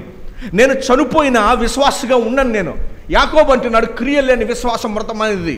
దయచేసి గమనించండి. ఈరోజు వర్తమానంలో మీరందరూ కూడా ఆత్మ పరిశీలన చేసుకోవాలి. నేను ఎదుగుతున్నానా? Am I growing in my Christian life? మీకు ప్రార్థన చేసేటప్పుడు కానీ ఆరాధన చేసేటప్పుడు కానీ ఎప్పుడు ఒకేలా మనం చేయకూడదు. నువ్వు దేవుని గురించి బైబిల్ గురించి తెలుసుకునే కొద్దీ నీ ఆరాధనలో మార్పు రావాలి, నీ ఆరాధన బెటర్ అవ్వాలి, నీ ప్రార్థన అవసరతలు మెరుగుపడాలి. ఎప్పుడు చూసినా ఒకేలాంటి ఆరాధన, ఎప్పుడు చూసినా ఒకేలాంటి ప్రార్థన, ఇది మారాలి అంటే నువ్వు దేవుని గురించి తెలుసుకునే కొద్దీ మారిద్ది. ఈరోజు మనం తెలుసుకోబోయే అంశం ఏంటంటే బ్రతుకున్న విశ్వాసి ఎదుగుతాడు విశ్వాసంలో, చనిపోయిన వ్యక్తి ఎదగలేడు. ఈరోజు మనం చూడబోయే అంశం ఏంటంటే 1 పేతురు రాసిన పత్రిక. ఎదగాలి అంటే గమనించండి, మనము ఎదగాలి అంటే ఏమి చెయ్యాలి? నీ ఆత్మీయ జీవితంలో ఎదగాలి అంటే మీరేమి చేయాలి? ఖచ్చితంగా ఇప్పటి వరకు మాటలు విన్నా మీ అందరికీ కూడా మనసులో ఒక ఆలోచన పుడుతుంది. ఏంటి ఆలోచన అంటే, నేను ఎదుగు బదుగు లేని క్రైస్తవునిగా చాలా సంవత్సరాలు నేను ఉండిపోయాను. నా ఆత్మీయ జీవితంలో ఎదుగుదల నాకు కనిపించలేదు, కానీ నేను ఎదగాలనుకుంటున్నాను. నేను దేవునిలో నేను ఎదగాలనుకుంటున్నాను. ఎదగాలి అంటే ఏమి చెయ్యాలో ఈరోజు దేవుని వాక్యంలో నుంచి కొన్ని విషయాలు నేను మీకు తెలియజేస్తాను. ఎదిగే వ్యక్తి ఎదగాలని స్పష్టం చేస్తుంది బైబిల్. ఏ రీతిగా ఎదగాలో ఒకసారి ఆలోచించండి. 1 పేతురు పత్రిక 2వ అధ్యాయము మొదటి 3 వచనాలు నేను చదువుతాను. దయచేసి మీరు అందరూ కూడా మీ బైబిల్ మీరు చూసినట్టయితే అది ఇంకా మీకు మంచి లోతైన ఆలోచన కలుగు చేస్తుంది. 2వ అధ్యాయం మొదటి వచనం, ప్రభువు దయాళుడని మీరు రుచి చూచి ఉన్న ఎడల సమస్తమైన దుష్టత్వమును. రుచి చూచిన ఎడల అంటే రక్షణ పొందారు. మీరు రక్షణ పొందిన వారు ఏం చేయాలి? సమస్తమైన దుష్టత్వమును, సమస్తమైన కపటమును, వేషధారణను, అసూయ, సమస్త దోషణ మాటలను మాని క్రొత్తగా జన్మించిన శిశువులను పోలిన వారై, కొత్తగా జన్మించిన శిశువులను పోలిన వారై నిర్మలమైన వాక్యమును పాల వలన రక్షణ విషయంలో ఎదుగు నిమిత్తము, ఏ నిమిత్తము? ఎదుగు నిమిత్తము ఆ పాలను అపేక్షించుడి. వాక్యాన్ని దేంతో పోలుస్తున్నాడు? జనరల్గా చిన్నపిల్లలకి ఇంట్లో ఏమిస్తాం? పాలు ఇస్తాం. వీలైనంత చిక్కటి పాలు ఇవ్వడానికి, మనకి దొరికిన కొలది చిక్కటి పాలు ఇవ్వడానికి మనం ప్రయత్నిస్తాం మనం కదండి. సో వాక్యం ఏం చెప్తుంది చూడండి. మనం ఏం చేయాలంట? క్రొత్తగా జన్మించిన శిశువులను పోలిన వారై నిర్మలమైన వాక్యం అనే పాల వలన మీరు రక్షణ విషయములో, రక్షణ పొందిన తర్వాత ఎదుగడానికి మీరేం అపేక్షించాలి? ఏం కోరుకోవాలి? వాక్యమును పాలను మీరేం చేయాలి? కోరుకోవాలంట, అపేక్షించాలంట. ఏం చేయాలి? అమ్మ, మీ ఇంట్లో చిన్నపిల్లలు ఏడుస్తున్నప్పుడు మీరు ఏమిస్తారు? ఆహారాన్ని ఇస్తారు, పాలను ఇస్తారు. అదేవిధంగా రక్షణ పొందిన మీరందరూ కూడా ఏం చేయాలి అంటే, ఇదిగో వాక్యం అనే పాలను మీరు తీసుకోవాలి. ఒకసారి ఒక డాక్టర్ గారి దగ్గరికి తల్లిదండ్రులు చిన్న బాబుని తీసుకువెళ్ళారంట. చిన్న బాబుని తీసుకువెళ్ళి ఏమని కంప్లైంట్ ఇచ్చారంటే డాక్టర్ గారికి, సార్ మా అబ్బాయి అసలు ఏమి తినట్లేదండి, వయసు 1-1.5 ఉంది, 2 ఉంది వయసు, అసలు మా బాబు ఏం తినట్లేదండి అని డాక్టర్ గారికి చెప్తే డాక్టర్ గారు అన్నారు, అమ్మ ఒక పని చేయండి, మీరు 2 రోజులు ఒకసారి గమనించండి, ఎందుకు ఆహారం తినట్లేదు 2 రోజులు గమనించండి అని చెప్తే ఆ పిల్లోడు ఏం చేస్తున్నాడో తెలుసండి? వాళ్ళ ఇంట్లో ఉన్న మట్టి గోడల యొక్క మట్టి ఇలా గోకి ఆ మట్టిని తింటున్నాడంట. వాళ్ళ అన్నయ్య ఈ కణికలు ఉంటాయి చూసారా, బలపాలు, ఈ బలపాలని తింటున్నాడంట. ఈ యొక్క మట్టిని, ఈ యొక్క బలపాలను తినటం వల్ల తల్లి ఇచ్చే పాలను కానీ ఆహారాన్ని కానీ తినట్లేదు, ఎందుకంటే ఇవి తినేస్తున్నాడు. మీకు అర్థమైందా? అవి తింటే ప్రేగులకి ఉబ్బరం వచ్చి మోషన్స్, జ్వరము, అనారోగ్యానికి చెందుతాడు. అప్పుడు డాక్టర్ గారి దగ్గరికి వాళ్ళు తీసుకెళ్ళినప్పుడు ఈ విషయాన్ని తెలియజేశారు. గమనించండి, మనకి పాల వంటి, తల్లిచ్చే ఆహారం వంటి వాక్యం మనకి ఎందుకు బుర్రలోకి ఎక్కట్లేదు అంటే, మనము చెడ్డ వాటిని భుజిస్తున్నాం. లోకం, సినిమాలు, టీవీలో అనవసరమైన ఫోన్ కాల్స్, లోకపు మాటలు, లోకపు ఆలోచనలు, ఇవి మనం భుజించడం వల్ల వాక్యం అనే పాలు మనకి వెళ్ళట్లా. ఈరోజు దేవుని వాక్యం నుంచి మనం నేర్చుకోయే పాఠం ఏంటంటే, దేవుని వాక్యము ఎటువంటిదో నేను మీకు వివరిస్తాను. 3 విషయాలు మీకు తెలియజేస్తాను. విశ్వాసంగా మొట్టమొదటిగా దేవుని వాక్యాన్ని మనము అభినందించి ప్రేమించాలంట. దేవుడి పరిశుద్ధ గ్రంథాన్ని మన చేతిలో పెట్టాడు. ఎందుకు దీన్ని అభినందించాలంటే ఒక వచనాన్ని చదువుతాను చూడండి. 118వ దావీదు కీర్తనలోనే మనకి ఈరోజు వాక్యం అంతా మనం చూడబోతూ ఉన్నాము. 119 119వ కీర్తనలో నుంచి దేవుని వాక్యాన్ని ఈరోజు మనం చదువుకోబోతున్నాం. 119:89వ వచనాన్ని మనం చూద్దాం. 119:89వ వచనాన్ని. ఈరోజు మనము ఏదైనా సమస్య వస్తే, ఇబ్బంది వస్తే, సంతోషం వస్తే లోకంలోకి తొంగి చూడటం అలవాటయ్యింది. 89వ వచనాన్ని చదువుతున్నాను చూడండి. 119వ కీర్తన 89వ వచనం. యెహోవా నీ వాక్యము ఆకాశమందు నిత్యము నిలకడగా నున్నది. నీ వాక్యము నిత్యము నిలకడగా ఉన్నది. అలాగే 152వ వచనం చూడండి. 152వ వచనం. నీ శాసనములను నీవు నిత్యములుగా స్థిరపరిచితవని నేను పూర్వము నుండి వాటి వలననే తెలుసుకుని ఉన్నాను. దేవుని వాక్యము ఎందుకు మనం అభినందించి ప్రేమించాలి అంటే, అది శాశ్వతమైనది, అన్ని పరిస్థితులకు సరిపోయేది. దేవుని వాక్యము శాశ్వతమైనది, అది అన్ని స్థితిగతులకు, అన్ని పరిస్థితులకు, అన్ని కాలాలకి, అందరి మనుషులకి కూడా సరిపోయేది. విద్యావంతులకు, రాజకీయవేత్తకు, పామరుడుకు, అన్ని వ్యక్తులకు, అందరికీ అన్ని కాలాల్లో సరిపోయేది బైబిల్ గ్రంథం. ఆనాడు 2000 సంవత్సరాల క్రితం రాసినప్పుడు వారికిని, అప్పుడు మొట్టమొదటి చదివిన వారికిని మనకిని దేవుని వాక్యము శాశ్వతమైనది, అనగా అన్ని పరిస్థితులకు సరిపోయేది. నీ కష్టకాలంలో పరిగెట్టాల్సింది వాక్యం దగ్గరికి. శ్రద్ధగా ఆలకించండి ఏమి చెప్తున్నారు, ఎందుకంటే వింటే కానీ అర్థం కాదు. వినుట వలన విశ్వాసం, చూచుట వలన విశ్వాసం కాదు మంది. ఏదో క్రియను చూస్తే నమ్మేసే విశ్వాసం కాదు బైబిల్ విశ్వాసం. బైబిల్ విశ్వాసానికి బుర్ర పెట్టాలి. ఏం పెట్టాలి? బుర్ర పెట్టి ఆలోచించాలి. దేవుడు మనకి ఏమి ఇచ్చాడు? బుర్రని ఇచ్చాడు, జ్ఞానం ఇచ్చాడు. పశువులకి బుర్ర ఇవ్వాల. అవి ఉన్నప్పటి కాడి నుంచి ఎలా బతుకుతున్నాయో అలాగే బతుకుతున్నాయి. మనం రాతి యుగం నుంచి ఈరోజు ఏ యుగం అంటారంటే ఇన్ఫర్మేషన్ టెక్నాలజీ, ఆర్టిఫిషియల్ ఇంటెలిజెన్స్ ఏజ్లోకి మనం వచ్చాం ఇప్పుడు. ఓకేనండి? ఎందుకంటే దేవుడు మనకేమి ఇచ్చాడు? బుర్రనిచ్చాడు. అర్థమైందండి? సో అంచేత దేవుని వాక్యాన్ని బాగా జ్ఞానంగా మనము అభ్యసించాలి. సో మొదటి విషయం మనం ఏం చూసామంటే దేవుని వాక్యాన్ని అభినందించి ప్రేమించాలి. ఎందుకంటే అది శాశ్వతమైనది, అన్ని కాలాలకి సరిపోయేది. నీ కష్టాల్లోనూ నీ ఇబ్బందుల్లోనూ నువ్వు పరిగెత్తి వెళితే దేవుని వాక్యము నీకు నెమ్మదినిచ్చేది. అందరికీ అన్ని కాలాల్లో సరిపోయేది. ఇది మనం గమనించాలి. ఒకసారి మన కష్టకాలంలో లోకం వైపు ఆధారపడడం చూస్తూ ఉంటాం, బంధువుల వైపు ఆధారపడడం చూస్తూ ఉంటాం. దావీదు అంటాడు, నాకు సహాయం ఎక్కడి నుంచి వస్తుంది? మీకు విషయం తెలుసండి, ఈ లోకంలో మనుషుల మీద ఆధారపడి భంగపడ్డ వాళ్ళే మనకు ఉంటారు. కానీ దేవుని మీద ఆధారపడి నష్టపోయిన వారు కానీ నిరాశ చెందిన వారు కానీ భూప్రపంచంలో ఎక్కడా కూడా మనకు కనిపించరు. కోల్గేట్ కంపెనీ స్థాపించిన కోల్గేట్ అనే వ్యక్తి మొట్టమొదటిగా దేవునికి 10 భాగం ఇవ్వడం మొదలుపెట్టి దేవుడు అతన్ని ఎంత ధనవంతుడు చేశాడంటే 90 భాగం దేవునికి ఇచ్చేసినా కూడా కోటీశ్వరుడుగా మిగిలిపోయాడు. అంతగా దేవుడు అతను దీవించాడు. ఎందుకంటే అతను దేవుడి వాక్యాన్ని అభినందించాడు, దేవుడి వాక్యాన్ని ప్రేమించాడు. అదే వాక్యం ఈరోజు మన ముందు కూడా ఉంది. ఇందాక మీకు చెప్పాను, ఎదగాలంటే ఫస్ట్ దేవుని వాక్యాన్ని మనం ఏం చేయాలి? అభినందించాలి, దాన్ని ప్రేమించాలి. ఎందుకంటే అది శాశ్వతమైనది. నీ ఏ స్థితిగతులకైనా దేవుని వాక్యం యొద్దకు పరిగెట్టి నువ్వు సేద తీరచ్చు. నీ కష్టం ఉన్నప్పుడు దేవుని వాక్యం నువ్వు చదువుకొని దేవుడి వాక్యం ద్వారా బలాన్ని పొందుకోవచ్చు.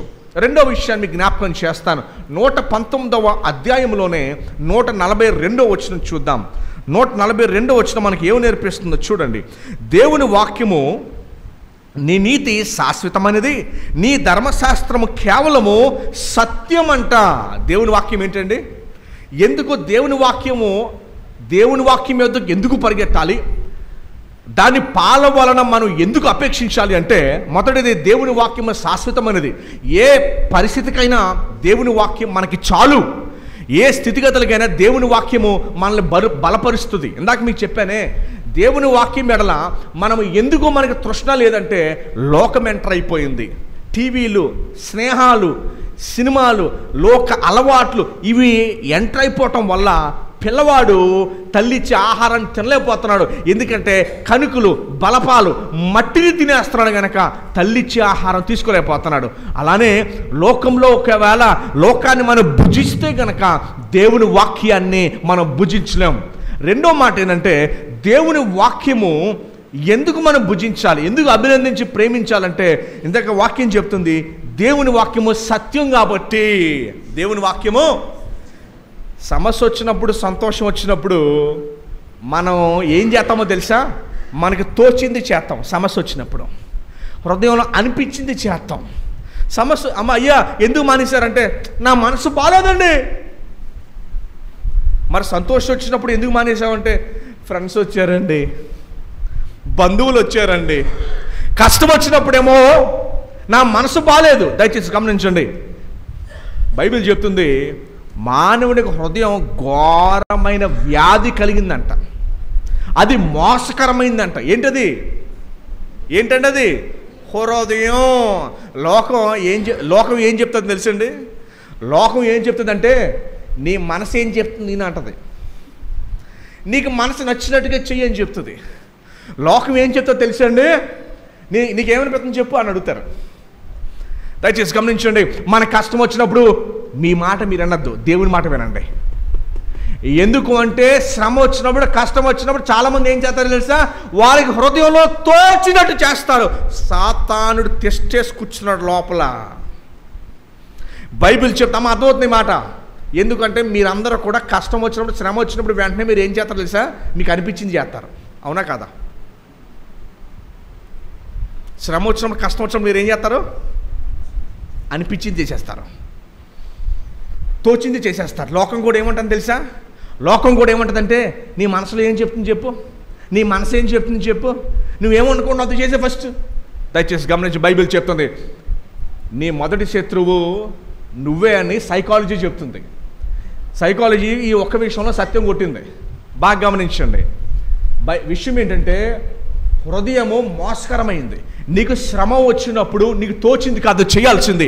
నీకు శ్రమ వచ్చినప్పుడు దేవుని వాక్యం ఏం చెప్తుందో దేవుని వాక్యం దగ్గరికి రావాలి. ఎందుకంటే నీ వాక్యము కేవలము సత్యము.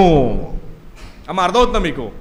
మీకు శ్రమ వచ్చినప్పుడు కానీ, సంతోషం వచ్చినప్పుడు కానీ, చాలా అన్ని సందర్భాలు దాదాపుగా హృదయం మాట వింటాం. ఈసారి నుంచి మనం ఎవరి మాట వినాలి?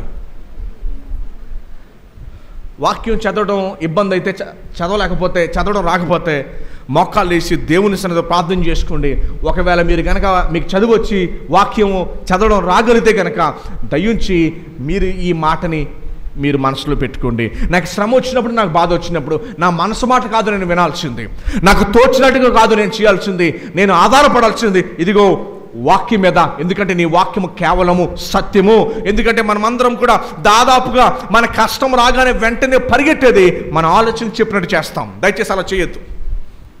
బైబిల్ చెప్తుంది హృదయము ఘోరమైన వ్యాధి, అది మోసపుచ్చేది. ఇంకో మాట ఏమో తెలుసా, ఇది అర్థమైంది ఎవరికి? ఇది అర్థమైంది, ఇది గ్రహింపగలిగిన వాడెవడో అని బైబిల్ చెప్తుంది. దేని మీద మీరు ఆధారపడతారు? మీ ఆలోచనల మీద ఆధారపడతారా? మీకు తెలిసిన వాటి మీద మీరు ఆధారపడతారా? దయచేసి గమనించండి.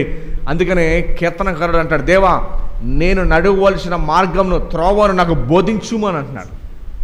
నేను నడవవలసిన మార్గమును, త్రోవను నాకు బోధించుము. నీ వాక్యమైన నడిపించేది, అది నా త్రోవలకు వెలుగై ఉన్నదని దేవుని వాక్యం సెలవిస్తుంది. సో శ్రమ వచ్చినప్పుడు, బాధ వచ్చినప్పుడు, కష్టం వచ్చినప్పుడు మీరు చేయాల్సిన పని ఏంటో తెలుసా? ప్రాబ్లం ఏంటో తెలుసా? మనుషులు చేయాల్సిన పని చేయలేని, అది ప్రాబ్లం.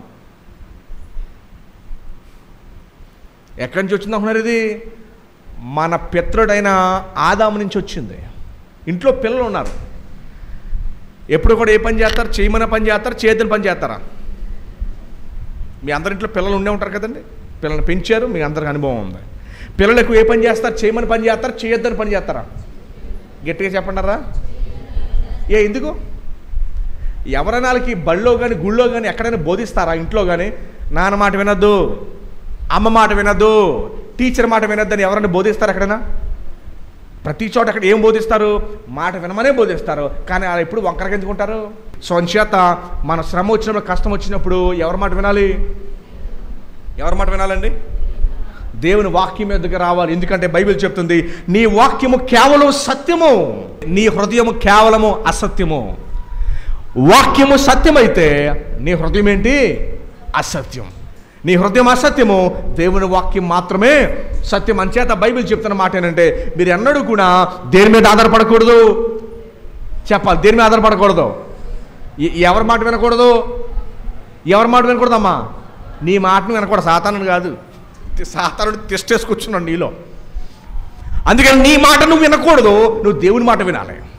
ఎందుకంటే మన మాట మనం విన్నాం అనుకోండి, తోచింది చేసేస్తాం. మనం ఏం చేస్తాం?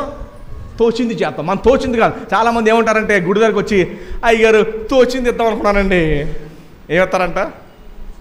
తోచింది కాదు ఇవ్వాల్సింది, వాక్యం ఏం చెప్తుందో అలా ఇవ్వాలి. ఒక అట్టుపల్లికాయలు తీసుకొచ్చాడు పెడతా ఉంటారు. అమ్మ ఏంటమ్మంటే, లోపల తోచిందండి. ఎవరు తోసారు లోపల? నిన్ను. దేవుడు కాదు నేను తోసింది, లోపల తెస్టేసుకొచ్చింది. మనం ఏం చేసినా వాక్య ఆధారంతో చేయాలి. క్రైస్తవులు ఇంకోటి నేర్చుకోవాలండి, ఏం మాట్లాడినా వాక్యంతో మాట్లాడేటట్టు నేర్చుకోవాలి మనం.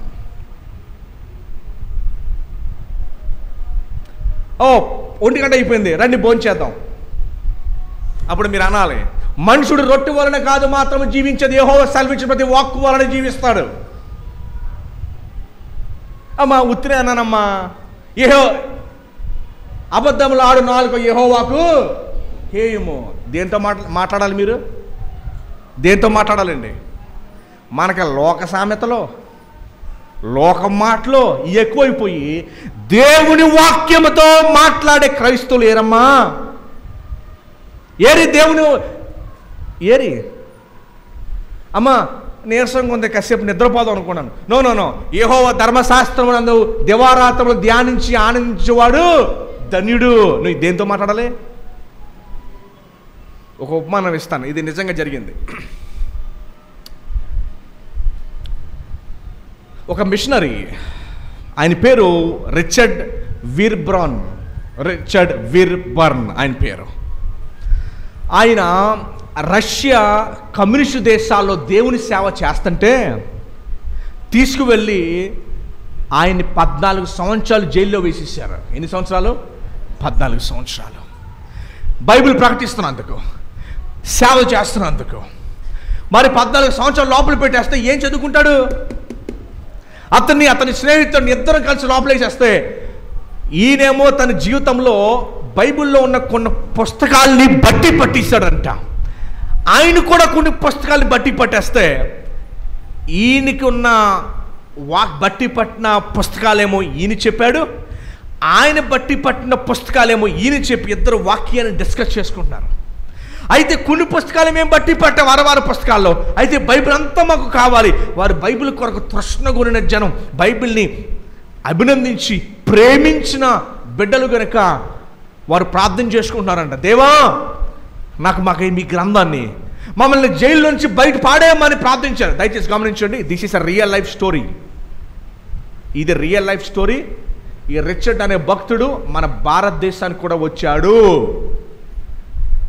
ఓకే, కథ కాదు, రియల్ లైఫ్ స్టోరీ చెప్తున్నాను మీకు నేను.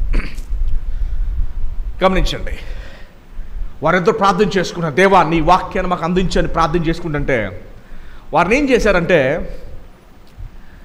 డ్యూటీలు మార్చారు జైల్లో. మీరు అతి చిరాకైన పని మీరు చెయ్యాలి, బాత్రూములు కడగాలి. ఏం కడగాలి? పబ్లిక్ టాయిలెట్సే లోపలికి వెళ్తే మనం ముక్కు మూసుకోవాలి. అలాంటిది కడిగేవారు పరిస్థితి అలా ఉంటుంది. ఇది జైల్లో, ఇది ఎక్కడిది? జైల్లో కడగాలి. అయితే అదేమో చలి దేశం కదా, వారు వాటర్ వాడేవారు కాదు. వారు ఏం చేసేవారు? టిష్యూ పేపర్లు వాడేవారు. వారు ఏం చేసేవారు? క్లీనింగ్ కొరకు టిష్యూ పేపర్లు వాడేవారు. అయితే ఆ టిష్యూ పేపర్లు డస్ట్బిన్ ఓపెన్ చేసి పాడడానికి వీళ్ళు చూసినప్పుడు వారు పంచిపెట్టిన బైబిల్ని టిష్యూ పేపర్లుగా వాడుకున్నారు, కాగితాలని. మీకు అర్థమైందని చెప్పింది. వాళ్ళు ఏం చేశారు తెలుసా? ఈ బైబిల్ కాగితాలు పాడేయకుండా వాటర్లో జాగ్రత్తగా క్లీన్ చేసి, వారు క్లీన్ చేసిన తర్వాత మరలా సెక్యూరిటీ చెక్ ఉంటుంది బాడీ అంతా. ఇది ఆయన సాక్ష్యం చెప్తుంటే మొత్తం 1000 మంది వింటూ ఉన్నారు ఇదే సాక్ష్యాన్ని. మీ ముందు నేను తీసుకొస్తున్నా. బాడీ అంతా చెక్ చేస్తారు. అయితే వాళ్ళు ఏం చేశారంటే ఈ బైబిల్ కాగితాలని నీట్గా తుడిచేసి మడత పెట్టి బొగ్గల్లో పెట్టుకున్నారు. ఎక్కడ? వాళ్ళు ఎక్కడి నుంచి తీసారో చెప్పాను మీకు నేను. ఆ బైబిల్ కాగితాలు నీట్గా తుడిచి బొగ్గల్లోనూ పైకి నాలికి పైకి అంటించుకుని వాళ్ళ రూమ్కి వెళ్ళి అంతలా దేవుని గ్రంథాన్ని ప్రేమించారు. వాళ్ళు అంతలా అభినందించారు. ఇది విశాఖపట్నంలో సాక్ష్యం చెప్తుండగా 1000 మంది దీన్ని విన్నారు. అతను వచ్చి చెప్పాడు, ఆ జైల్లో ఉన్న వ్యక్తి, మేము ఇట్లాగా బైబిల్ గ్రంథాన్ని మా నాలిక్కిన బొగ్గల్లో పెట్టుకుని మేము వచ్చాం. ఆ పేపర్ ఎక్కడి నుంచి తీశారో కూడా చెప్పాను మీకు నేను. అది దేవుని సేవ అంటే, అది దేవుని వాక్యం వైపు ఉన్న ప్రేమ అంటే, అది ఎదిగిన విశ్వాసి అంటే, అది దేవుని వాక్యాన్ని ప్రేమించడం అంటే, బైబిల్ని ప్రేమించడం అంటే అది. మీరు బైబిల్ ఎక్కడ పెడుతున్నారో ఆలోచించండి. వారానికి ఎన్నిసార్లు ఓపెన్ చేస్తున్నారో ఆలోచించండి. మీ ముందే ఉంది. మీరు బైబిల్ ఎంత గౌరవిస్తున్నారో చూడండి, ఎలా ప్రేమిస్తున్నారో చూడండి. భగత్ సింగ్ గారు సిక్ మతం నుంచి వచ్చాడు. ఆయన ఎక్కడి నుంచి అండి? సిక్ మతము ఆలయాల్లోకి మీరు పోతే వారి మత గ్రంథాలని ఇలా పట్టుకొని పాటలు పాడుకునేవారు. కింద బాస్మెట్ వేసి కూర్చొని పాటలు పాడుకునేవారు. ఆయన అది చూచి అసత్యమైన గ్రంథం గురించే వాళ్ళు ఎత్తుకొని ఇలా పాడుతుంటే, సత్యమైన బైబిల్ గ్రంథం గురించి మీరు ఎత్తుకుని పాడలేరని చెప్పి ఆయన ప్రపంచం నేర్పించాడు. పట్టింప శ్రేష్ఠ గ్రంథము బైబిలు, పట్టింప శ్రేష్ఠ గ్రంథము బైబిలు, అనుదినం పఠించిన ప్రేమతోడ నడుపును, ఓ పఠింప శ్రేష్ఠ గ్రంథము బైబిలు. అలా వచ్చింది అది ఆ పాట. ఆయన చూచి ఆ గ్రంథానికి వాళ్ళు అలా పాడుతుంటే, నిత్య జీవానికి తీసుకెళ్ళి సత్య గ్రంథం గురించి ఇంకా ఇలా ఎత్తు పాడాలని చెప్పి సంఘానికి బైబిల్ ఎత్తుకునే పాట నేర్పించాడు. బైబిల్ పాట అంటారు దాన్ని. చాలా సందర్భాలు మందిరానికి చాలామంది బైబిల్ తేవడానికి ఇష్టపడరు. బైబిల్ ఏదైనా ఫోన్లో చూసేస్తానండి. అవునా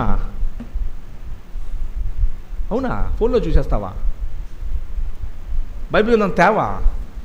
అంత బరువు అయిపోయిందా?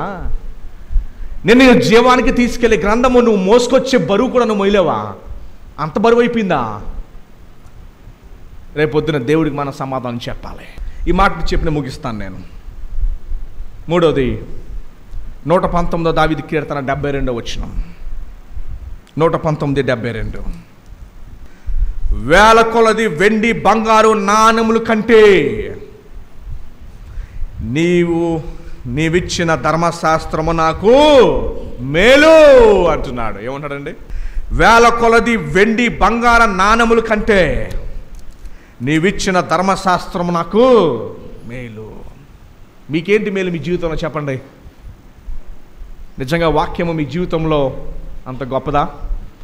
మీరు ఒకవేళ వెండి బంగారం డబ్బు మీ సంపద మీ సుఖాలు వెనకాల వెళ్తే రేపు అదే మీకు ఉరితాడవుతుంది.